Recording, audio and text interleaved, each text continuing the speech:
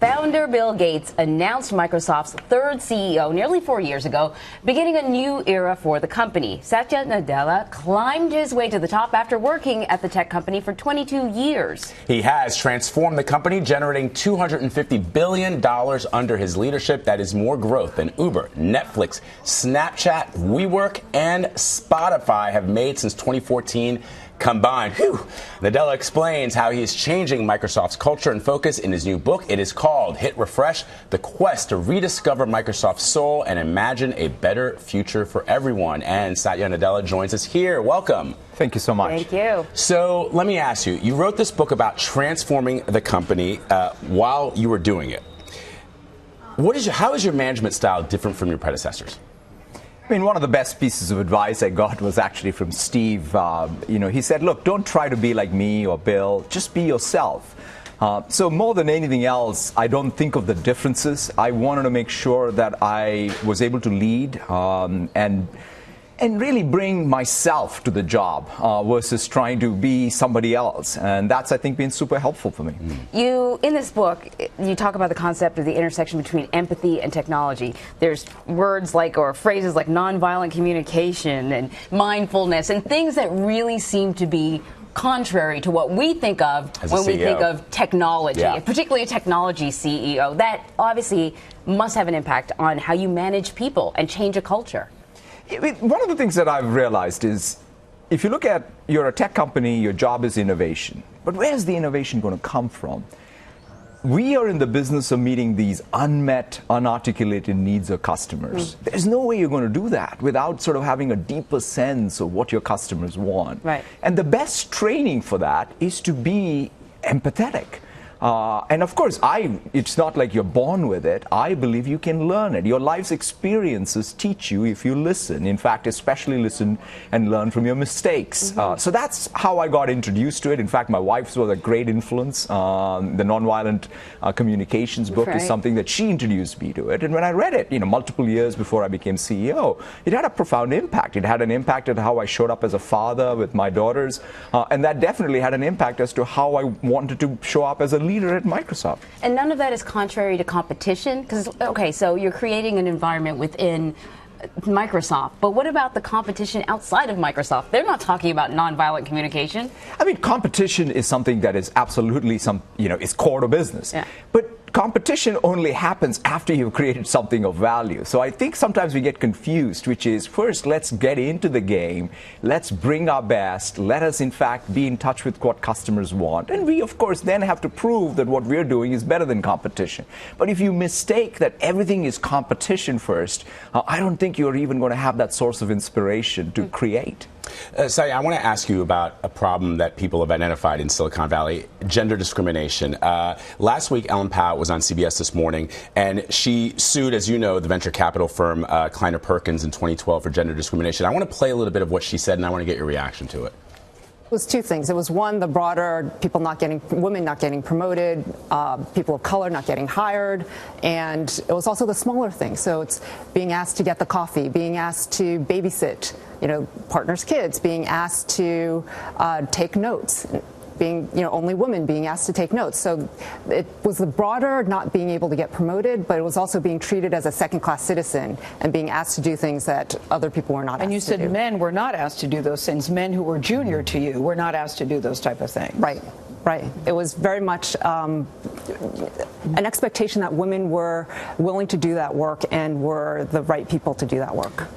I wanted to play that for you because in your book you do talk about that moment at the Grace Hopper celebration of women in computing where you were asked about raises and you gave an answer that didn't go over very well with the audience, and you write in your book that in some ways I'm glad I messed up in such a public forum. Do you agree with Ellen Pao, and why do you think it was so important for you to mess up in a public forum? I mean, Ellen Pao's book and message is so powerful. When I came back from Grace Hopper, it sort of really struck me, especially when talking to Amy Hood, who's our CFO, or Kathleen Hogan, who leads our people operations, Peggy Johnson, who leads BizDev for us, who are all very senior, successful women, as to how out of touch I was at that moment, not understanding the broader context of the question. No, they were not asking me about my personal experience. Right. They were asking me whether I was in touch with being a CEO of a company like Microsoft. What was I doing to really make sure that we were creating a system where everybody could bring their A game, and more importantly, can in fact benefit because of the work they do and rise up inside of Microsoft. That's the job that I've gone off and really internalized, and I've realized that that's the place where every day we've got to push this notion of whether it's gender diversity and inclusion or ethnic. We just need to have a more inclusive culture, and that's something that is very paramount importance. Did you draw any parallels between being an immigrant and what Ellen Powell has suggested and some of the concerns that people have right now in Silicon Valley? I think broadly, when I look at our business and I look at what is our existential priority, it's to serve the people around the planet, which of course we have all the genders, we all have all the ethnicities.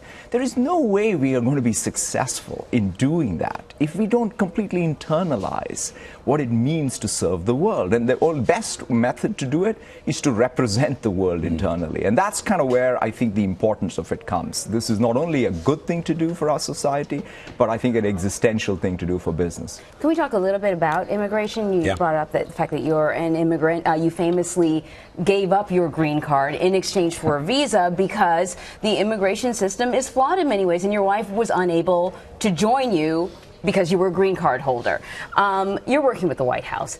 What needs to change? What needs to be tweaked? What do you think we need to understand about what would make the immigration system better here?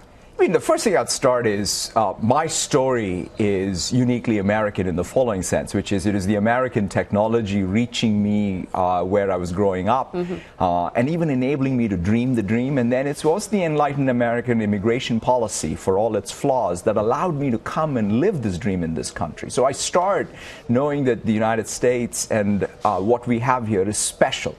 Can we, in fact, take that special status that we have and make it a real competitive advantage? Because that's what I believe. When we think about our immigration policy, it's not exogenous to American competitiveness. If anything, it has got to be the core source of strength for us as a society and as an economy. The more we take that view, that doesn't mean we don't secure our borders, but what it means is we've got to take a more enlightened view so that we continue to be that beacon of hope for everyone and also a destination for the best talent. The president has said he really supports a skills-based immigration policy. Do you agree with that?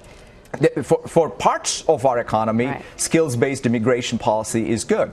But take something like DACA. That's sort of something, again, where I think we have to take a different approach. It's not just about the skills. Of course, they're really participants in our economy, contributing to economy, no question. But there is such a thing called the humanity of our immigration policy that also needs to be maintained.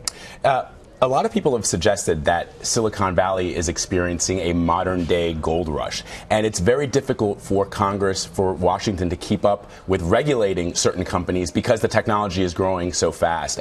Do you, in your mind, see Microsoft, Google, Facebook as public utilities now, or are they still innovators in the tech sector that do not need to be regulated the way you might necessarily regulate a water company? You know, look, for me, the idea that we all compete in a competitive marketplace is the best regulation there is. When I look at Microsoft, what gives me great satisfaction and also an understanding of our ability to make progress is the surplus we create outside of us. Any country, whether it's in New York or whether it's in Istanbul, the measure of success is one and the same, which is how are small businesses becoming more productive? Large multinationals in those countries becoming more competitive because of our technology? How is the public sector in those places becoming more efficient? How are the educational or health outcomes becoming better? Unless and until we as Microsoft can answer that question clearly, that all these users of our technology are in fact creating their own technology and are getting more outcomes, we can't have a long-term stable business. That's core to our business model. That's how we approach our business, which is for everything that we create, let us make sure that there's a lot or more surplus created outside. Can I ask you a very nerdy question? I ask all scientists, all business leaders, this sort of nerd questions that I usually come up with. I've read somewhere that Stephen, and Anne-Marie's already laughing because she knows this is my thing.